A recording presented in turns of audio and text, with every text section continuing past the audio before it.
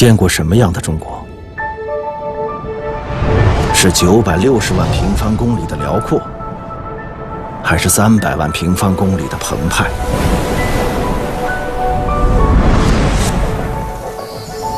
是四季轮转的天地，还是冰与火演奏的乐章？像鸟儿一样离开地面，冲上云霄，结果超乎你的想象，前往平时无法到达的地方，看见专属于高空的奇观。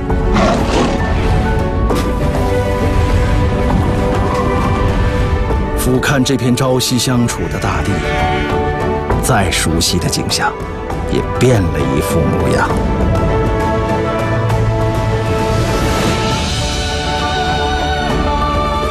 从身边的世界到远方的家园，从自然地理到人文历史，50分钟的空中旅程，前所未有的极致体验。从现在开始，和我们一起天际遨游。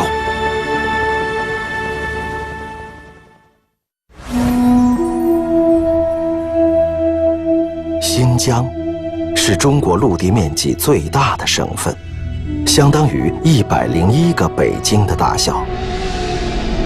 南有昆仑山，北有阿尔泰山，中部是天山。这3座大山之间环抱着中国最大的2个盆地。我们的空中旅程从天山开启，探寻水孕育生命的奥秘。在海拔5000米之上亲近博格达峰，在冰雪之中造访天池，向西飞进新疆最大的草原。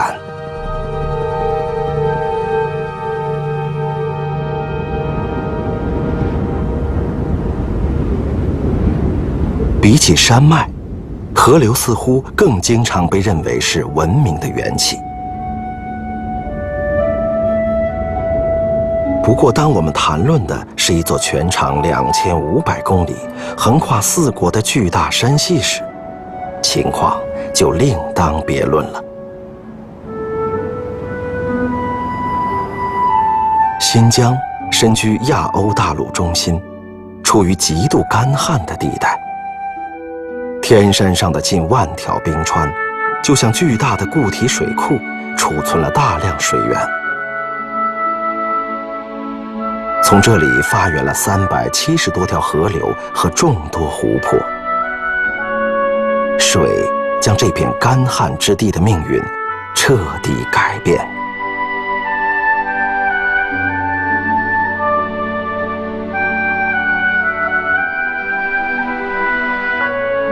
天格尔峰海拔4562米，因为攀登难度较小，很多登山者的雪山之旅从这里开始。而他们的更高目标是135公里外的博格达峰。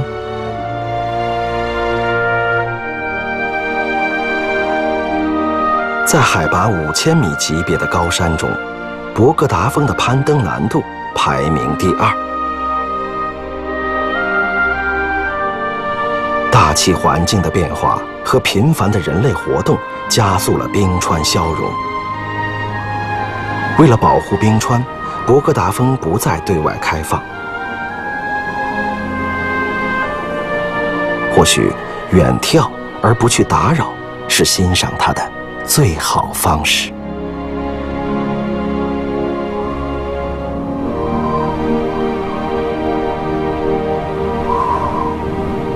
绕行过博格达峰，我们会看到镶嵌在它北坡山腰上的天池。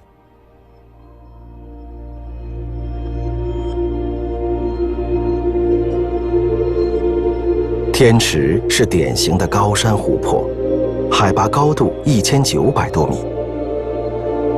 依靠天山冰川融水和雨水，天池为下游河流提供水源补给。从高到低，大地逐渐描绘出一幅蓬勃的生命图景。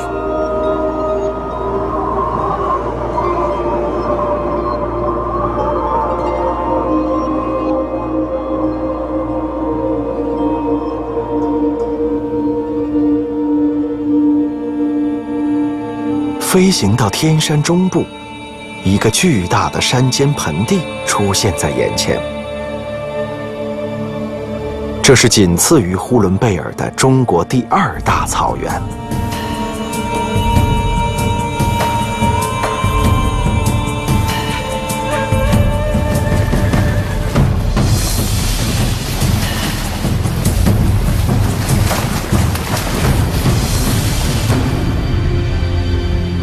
在平坦的草原上，一个小小的外力就能改变河流的方向。由天山融水汇成的开都河，全长500多公里，拥有弯道1万多处。太阳落山时，只要找准最佳观赏点，人们甚至能同时看到9个太阳的倒影。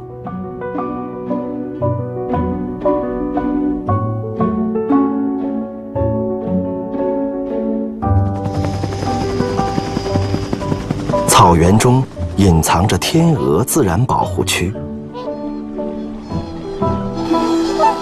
此时正值天鹅繁殖季节。今年又有100多只小天鹅在这里出生。小天鹅要在未来几个月里学会飞行。冬天到来前，它们就要开启生命中第一次迁徙的旅程。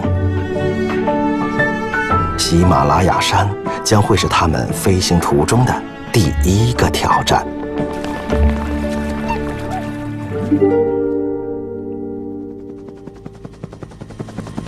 天山北坡是绿洲连缀的富饶之地。从乌鲁木齐到石河子，飞越一片色彩丰富的土地。最后，我们来到峡谷地带，看河流如何在大地上绘画。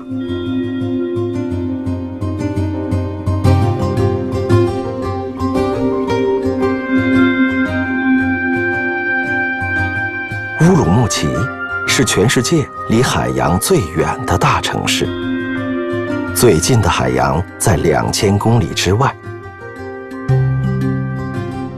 但它也是离冰川最近的大城市，100多公里外的冰川为它提供水源。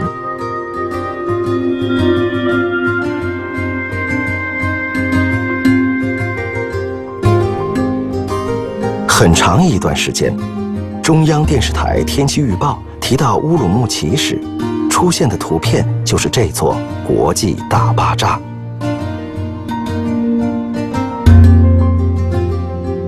巴扎是集市的意思。当地有句俗话说，巴扎里除了父母，什么都可以找到。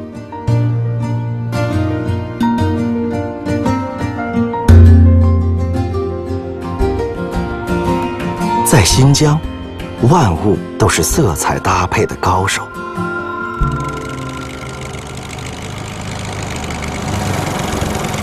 9月，石河子的棉花率先登场。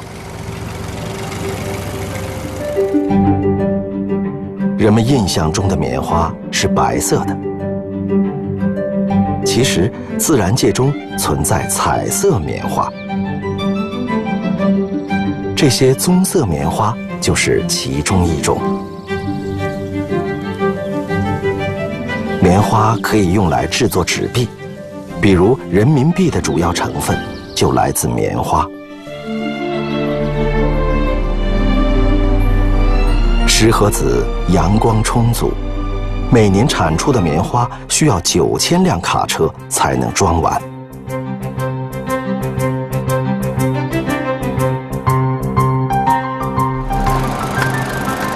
跟棉花相比，番茄是这片大地的新移民。它来到新疆只有短短几十年。番茄这类红色作物喜好充足的日照和剧烈的温差。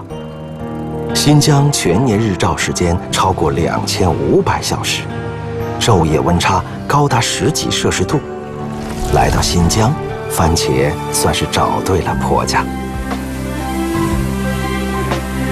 今天，新疆的番茄加工量仅次于美国和意大利。全球每4瓶番茄酱中就有1瓶来自这里。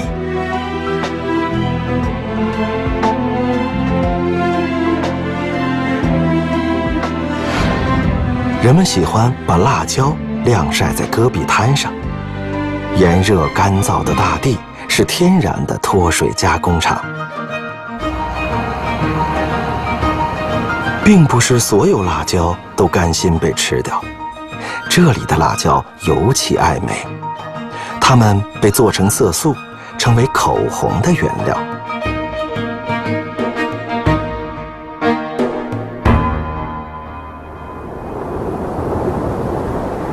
沿天山北坡向西飞行，峡谷是常见的景观。发源于雪山的河流从陡坡冲下，在大地上切出万丈悬崖。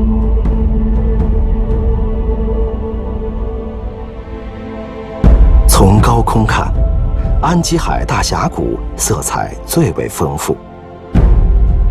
河流将不同颜色的砂岩和泥岩冲刷溶解，形成了一幅大地抽象画。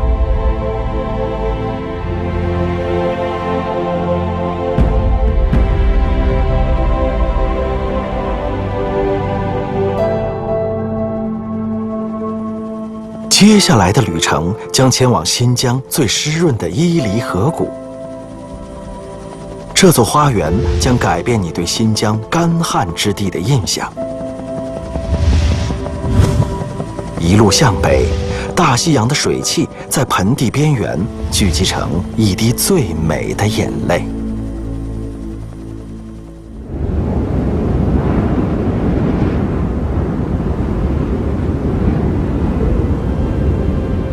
万里之外的大西洋在伊犁河谷大展魔力。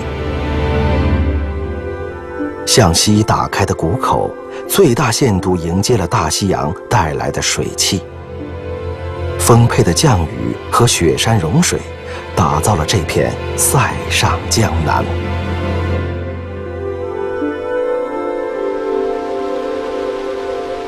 一进入4月，伊犁河谷的杏花就迫不及待地绽放。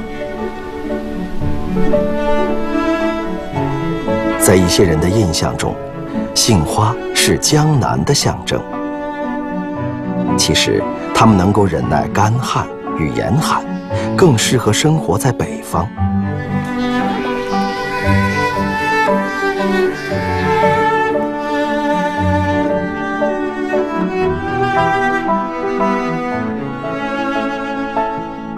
杏花从开放到凋谢，只有短短1周时间。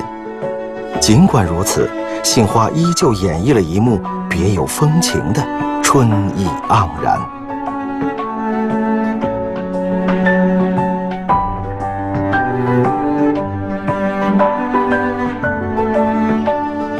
伊犁河谷的每一道沟谷里，都呈现着不一样的精彩。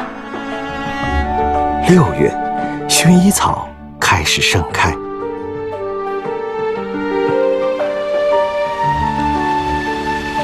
上世纪60年代之前，中国的薰衣草香料全靠进口。为了改变这种状况，人们在几个省份分别进行试种。等待了6年之后，只有伊犁培育成功。今天，中国95%的薰衣草都来自这里。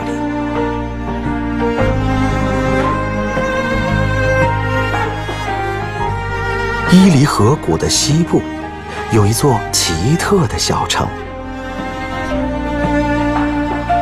要破解这座县城的玄机，需要从高空往下看。这是从八卦图中获得的灵感。70多年前，特克斯城的县长用20头牛拉着犁从中心出发，划出了八卦城街道的雏形。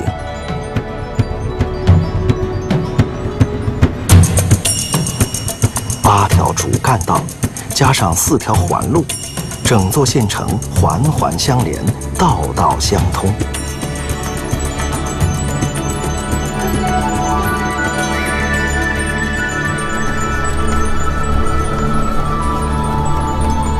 伊犁河谷的冬季，想要收获更多惊喜，人类需要动物朋友的帮助。训练金雕捕猎，这是哈萨克人的传统。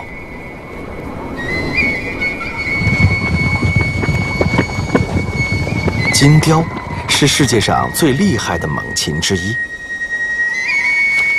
，2米的翼展让它可以轻松地滑行。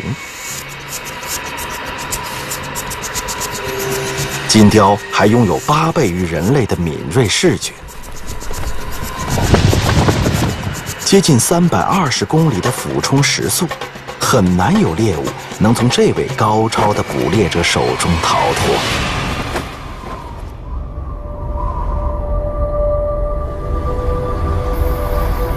赛果高速是新疆第1条山区高速公路，它要经过许多险峻的山谷，其中最大的落差出现在果子沟。它是伊犁通往北疆的门户。穿越这座大桥，赛里木湖就在前方。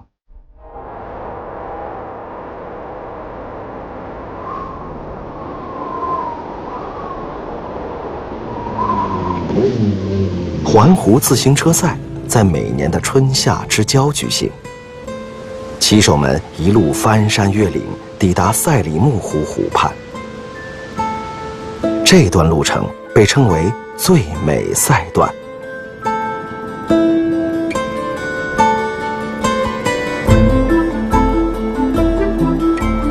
赛里木湖是喜马拉雅造山运动的结果。当时众多山脉隆起，在高山之间形成了许多断线的盆地。赛里木湖作为其中之一，逐渐演变成为高山封闭湖。除了少量微生物，没有鱼类能在这里生存。后来，人们在湖里成功投养了冷水鱼。鱼类的增多吸引了更多的鸟，它们追寻着食物的气息而来。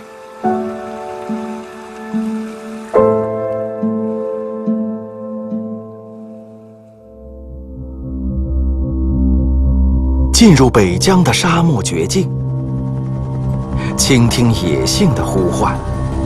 这里有自然雕塑的魔鬼城，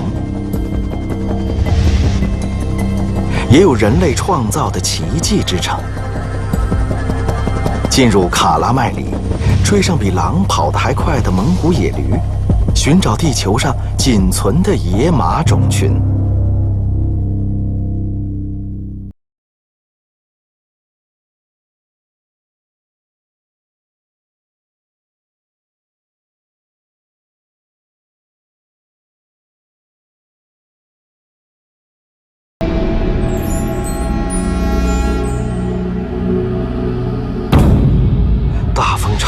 在此东奔西突，把岩层侵蚀出不同的样子，形成独特的雅丹地貌。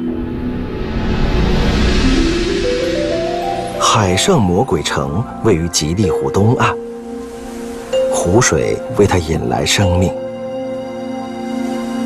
峭壁上的洞穴是鸟类栖息的家园。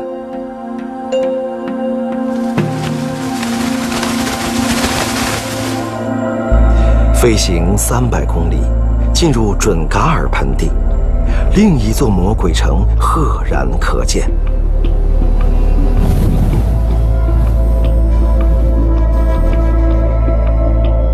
这里曾经也是水草丰茂的动物乐园。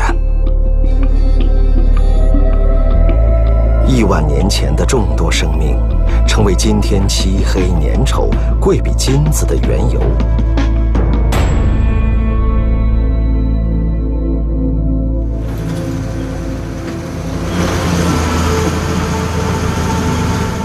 随着石油开采，戈壁上长出了一座城市——克拉玛依。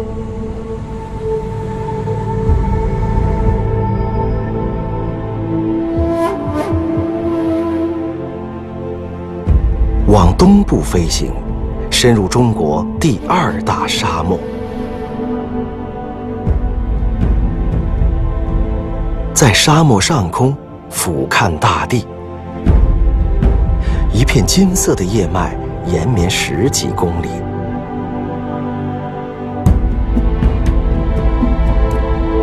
这些脉络其实是高度超过10米、长达数公里的沙垄。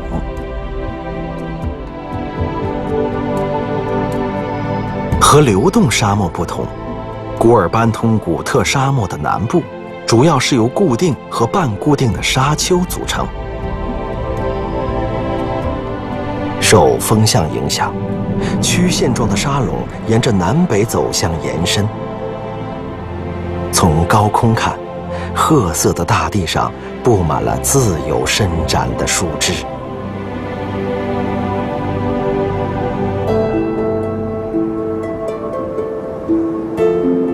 沙漠的东侧是卡拉麦里，它的外表看起来一片死寂。深入腹地，你将捕捉到它生机勃勃的一面。蒙古野驴是我们在这里最常遇到的动物朋友。到了冬季，野驴们组成一个声势浩荡的集体。一只信得过的野驴肩负起首领的重任，一旦发生危险，它会迅速发出预警信号。在首领的带领下，野驴维持着整齐的队形，快速撤退。超过60公里的时速，甚至连狼群都追不上它们。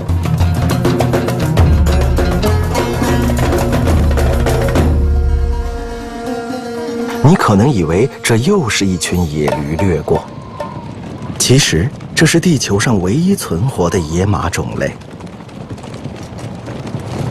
普氏野马已经繁衍生息了13万年。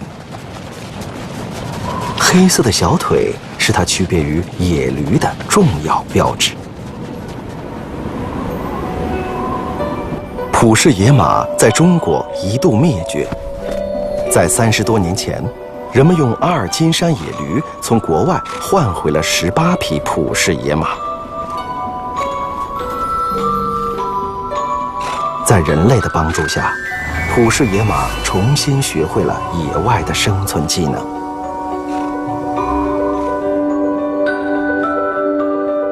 一批批野马从这里毕业，走向荒原。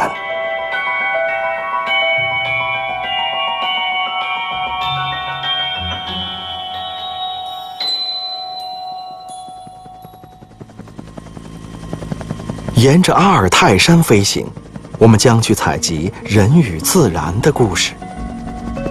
飞上雪山，体验滑雪起源的灵感。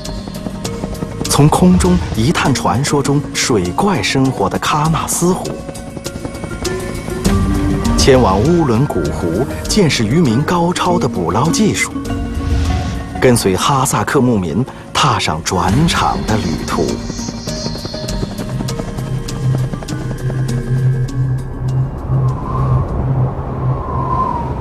由南向北，穿过准噶尔盆地，我们将逐渐靠近新疆最北端的山脉——阿尔泰山。这里有中国最低的雪线，3000米之上终年冰封。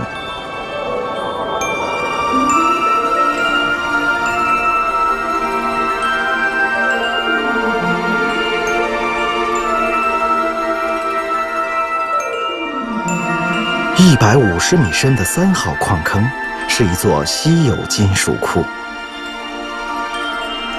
地球上常用的矿物有100多种，在这里就发现了76种。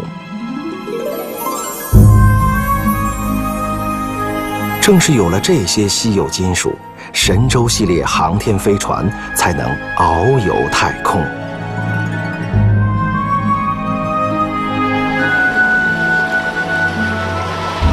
在蒙古语里，阿尔泰山是金山的意思。数百年前，在山上淘金的人曾多达5万。但更多时候，这里是北方游牧狩猎民族的家园。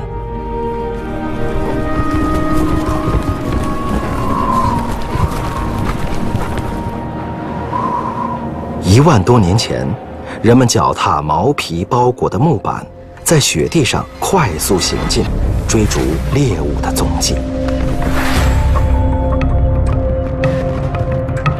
在这里发现的古老岩画，生动记录了这幅场景。阿勒泰地区因此被公认为人类滑雪的起源地之一。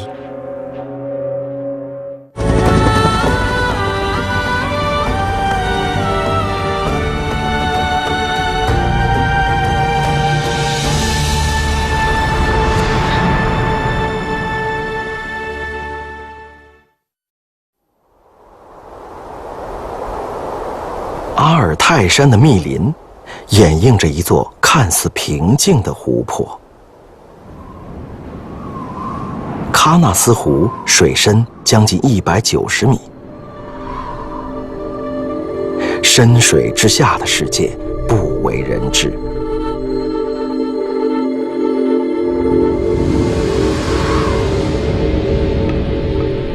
关于湖中水怪的目击事件层出不穷。据说湖边饮水的马匹也曾被水怪拖入水中。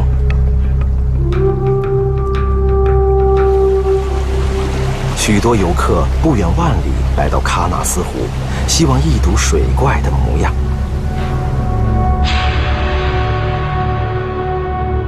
大部分科学家认为，所谓的水怪是生活在湖水深处的折罗鲑鱼。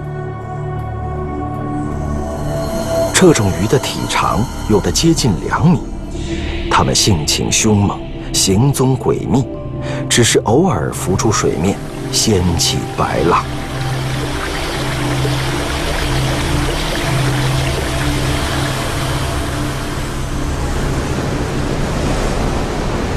阿尔泰山脚下的福海，是北疆最大的天然渔业基地。5月是禁渔期，池沼公鱼是唯一允许捕捞的鱼类。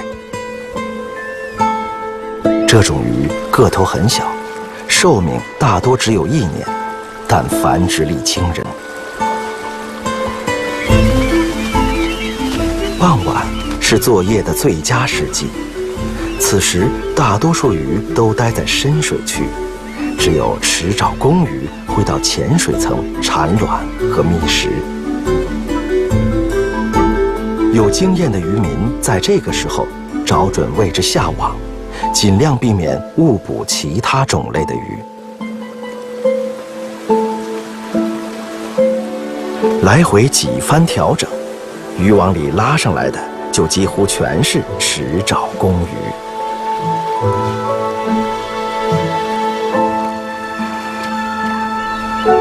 福海的夏季注定忙碌，在渔船驶向的前方，我们依稀可以听到哈萨克牧民的脚步声。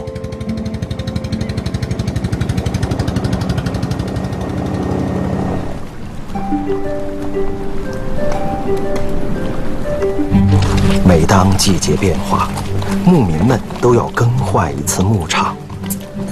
背上家当，赶着牛羊。这一次，他们要前往的是300多公里之外的夏季牧场。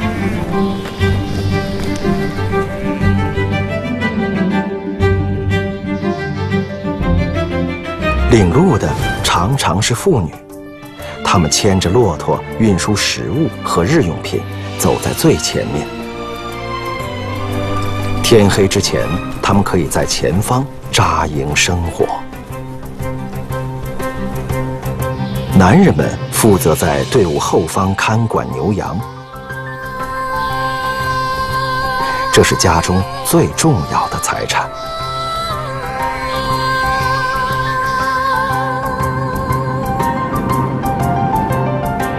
根据牧草的生长周期，有序地为牲畜转移草场。每年这样大规模的转场至少有4次。迁徙的路途数百甚至上千公里。哈萨克族算得上是世界上搬家最多的民族。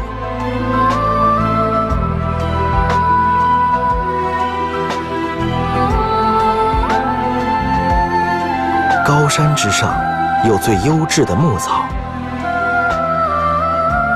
每年6月前后，新疆的夏牧场会迎来超过1000万只牲畜。夏天是他们养膘的最佳时机。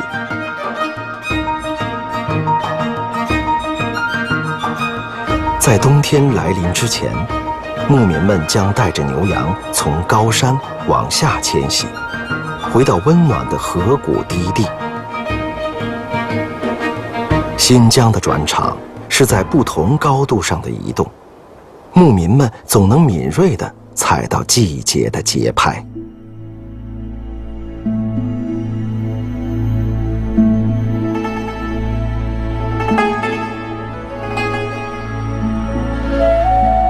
雪岭云山生活在天山深处，它们的根系发达，每一棵大树都像是一座小型水库，可以储水2.5吨。它们蒸发水分的速度很快，甚至超过了同纬度海水的蒸发速度。升腾的水汽容易形成降雨。成片的雪岭云山在努力塑造湿润气候的同时，也涵养了草原。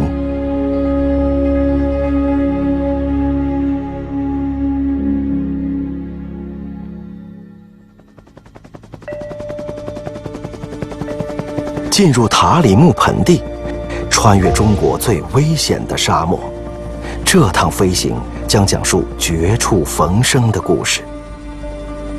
跟随塔里木河，探访一种会装死的树木。往东进入罗布泊，搜寻失落的古城，想象丝路上曾经的繁华。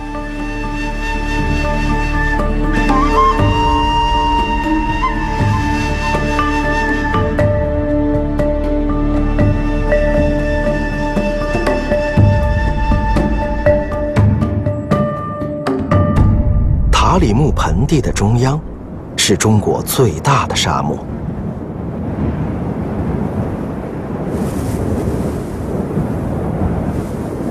沙漠的大小相当于江苏、浙江、安徽3省的面积之和。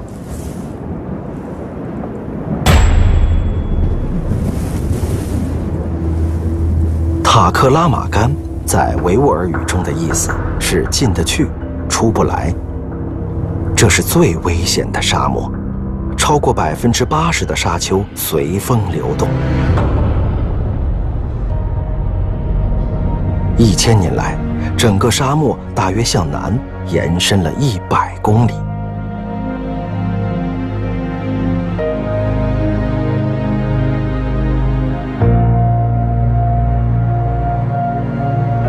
在沙漠北边，沿着塔里木河的流向，继续我们的空中旅程。塔里木河是中国最长的内陆河，新疆将近一半的人口在塔里木河流域生活。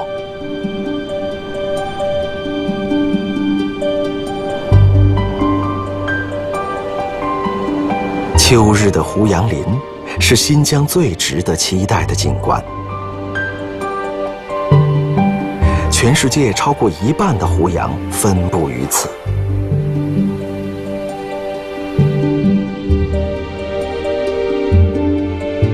追随水流生长是它们的特性。一旦缺水，它们会假装放弃地上的身体，让地下的根继续维持生命。一些看上去旱死的胡杨，只要遇见水源，还会重新抽出新芽。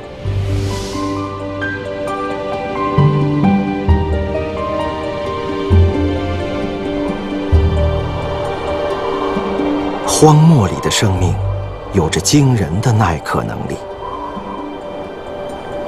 骆驼不喝水也能在沙漠里行走1周左右。真正的储水器不是骆驼的驼峰，而是它的体液系统。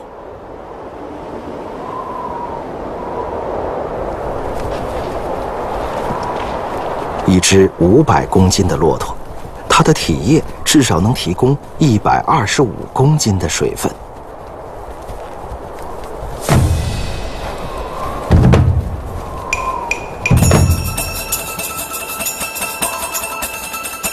应对缺水，鹅喉羚的本事还不够强大，它们更多的是靠勤劳。冬天，它们还能依靠雪水解渴，但一到夏天，它们就必须不停地奔波在荒漠中寻找含水的植物，在填饱肚子的同时获得水分。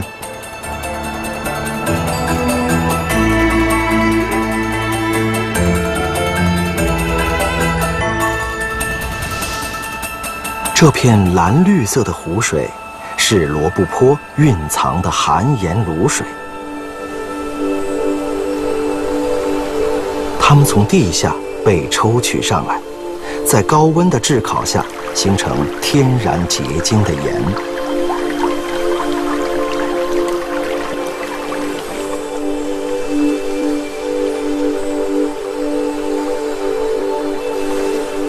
盐湖只是罗布泊的一小部分，这片区域大多是茫茫的戈壁滩。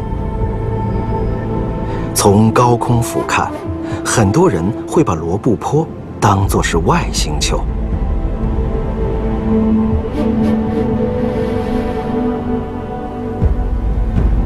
罗布泊曾经是一个巨大的湖泊，塔里木河注入其中。60多年前，塔里木河下游断流，罗布泊最终干涸。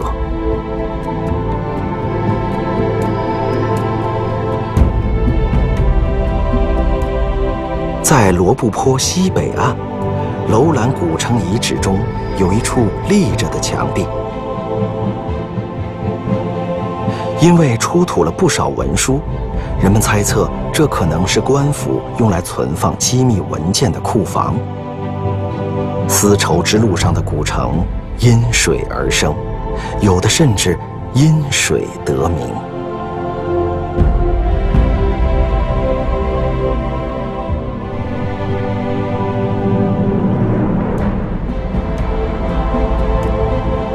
这座古城建在柳叶形的核心洲上，曾经有2条河流从它两侧交叉而过，它因此得名交河城。当时的人们采用了一种独特的建筑方式，直接从生土层向下掏挖，从街道到房屋，最终挖出整个城市。交河城静静坐落在这里。在我们飞行途中，还有许多失落古城的遗迹。它们依水而建，彼此接力，为丝绸之路上远行的商队提供补给。没有这些古城，文明和贸易不可能行走得如此之远。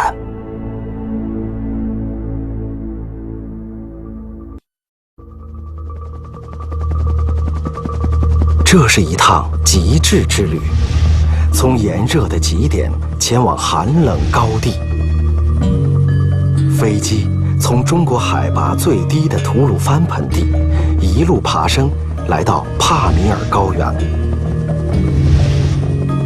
在天山南脉，我们将穿过地球上最高的10拱门。新疆之行的终点设在喀什，这是一个与4个国家接壤、外国邻居最多的地区。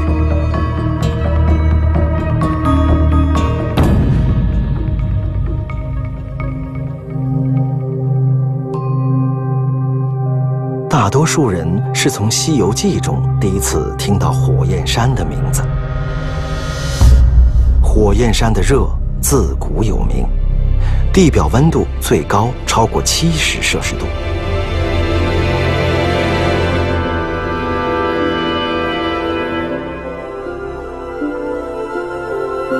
从高大的温度计上，人们能实时地看到火焰山的气温。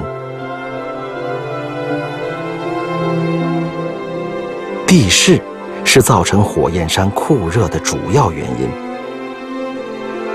这里位于吐鲁番盆地的低点，它与周围山地之间的高度落差有5000多米。热空气在盆地中不易发散，火焰山因此成为同纬度中最热的地方。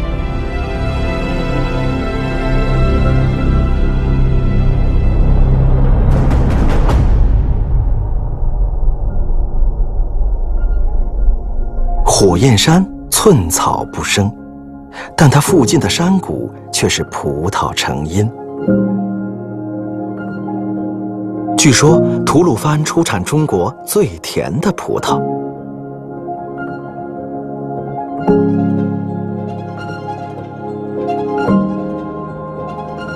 葡萄丰收后被送往印房晾晒。印房的墙壁留有许多花孔，既能通风，又能避免阳光直射在葡萄上。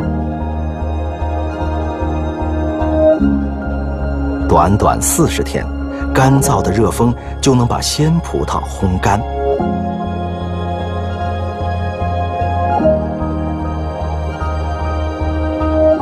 葡萄生长需要大量的水。2000年前，人们创造了一种地下水利工程——坎儿井。为了减少蒸发，人们将雪山融水引入地下沟渠，送往农田和村庄。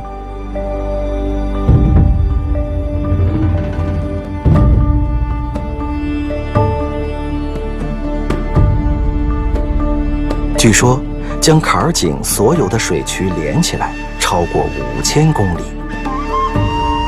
借助坎儿井，人们在干旱地带创造出了农业奇迹。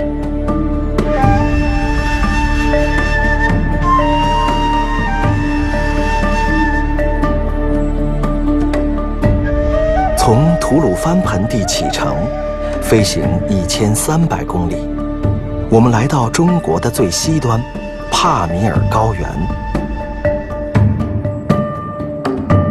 零下50摄氏度的极端气温，将大约24000亿吨水以冰川的形式冻结在群山之巅。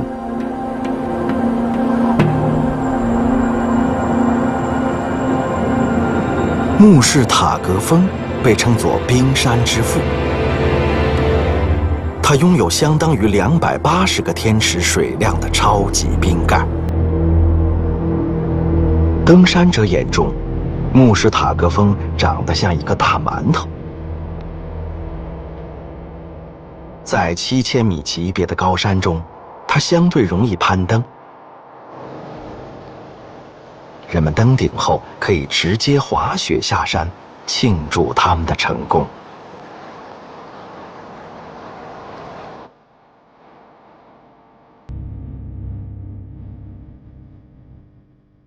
这座石拱门耸立在海拔3000多米的天山上，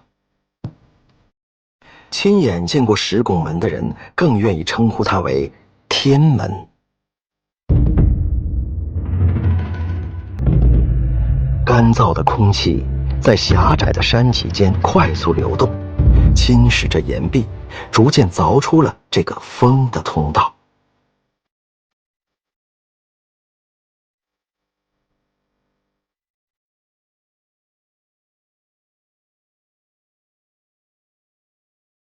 1947年，一位英国探险家发现了石拱门。他曾3次试图登上拱顶，都以失败告终。2000年，一支美国科考队伍借助现代攀岩技术，终于登上拱顶，并测量了石拱门的高度。457米的高度，让它当之无愧成为地球上最高的天然石拱门。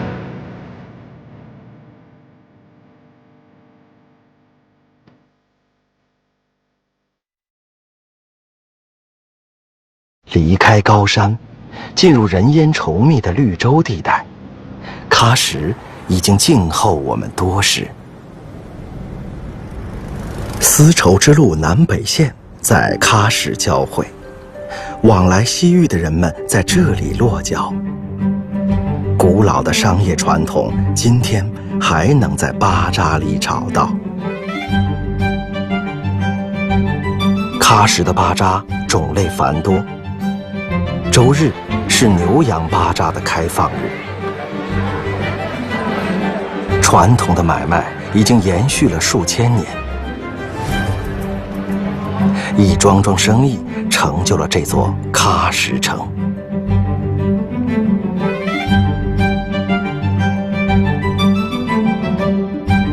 喀什没有中轴线，艾提噶尔清真寺就是中心。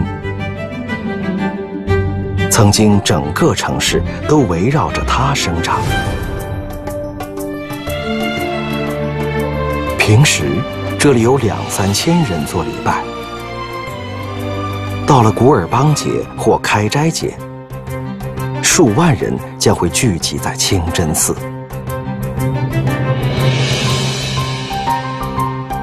多元文化成就了喀什老城独特的建筑风格。老建筑见缝插针，以各种方式镶嵌在一起，街巷纵横交错，犹如迷宫。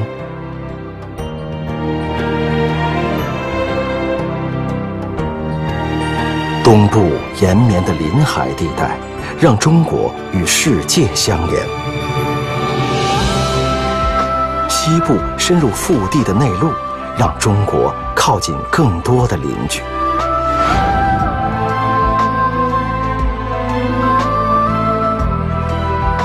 曾经，一条向西延展的古丝绸之路，承载了人们对于远方的所有激情和想象。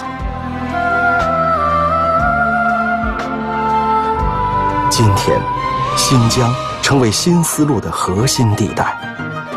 这条道路将以前所未有的规模，重新连接世界。